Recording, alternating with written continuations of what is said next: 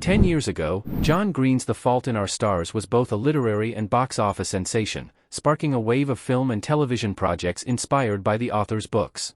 The fervor surrounding the author has calmed over the years, but there's still interest in Green's take on coming-of-age stories, which brings us to Max's new adaptation of Turtles All the Way Down.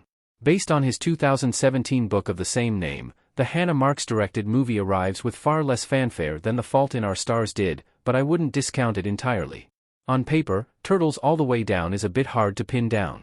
The trailer plays up its mental health story and the romance, which are definitely focal points in the plot, but there are also broader themes of grief and growing up at play.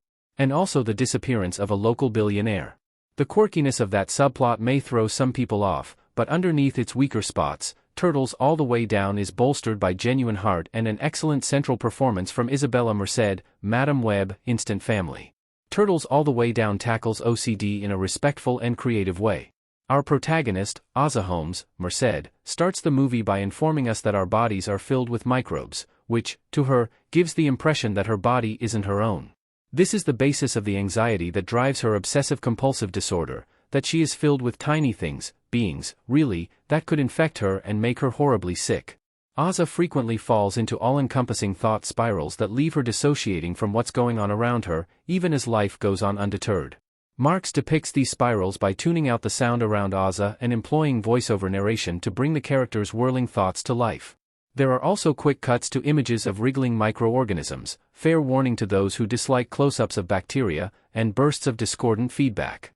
The sound alone is enough to put the viewer on edge, giving an effective impression of intrusive thoughts constantly making themselves known. Ozza's thought spirals are dramatic and heightened, but somehow never to the point of feeling sensationalized.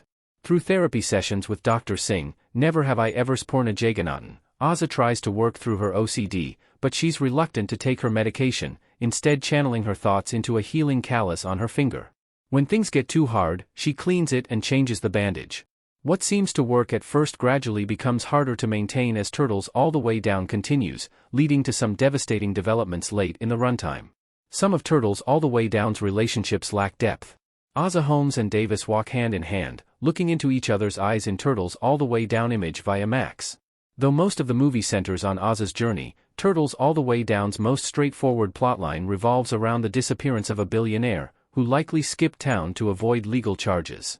The police offer a reward to anyone who has information about the man's whereabouts, and it just so happens that his son, Davis, Felix Mallard, is Ozza's cherished friend from a summer camp designed to help kids process grief. Both Davis and Ozza lost a parent, and through hazy flashbacks set over the opening credits, we're meant to believe the two formed a strong bond at this camp.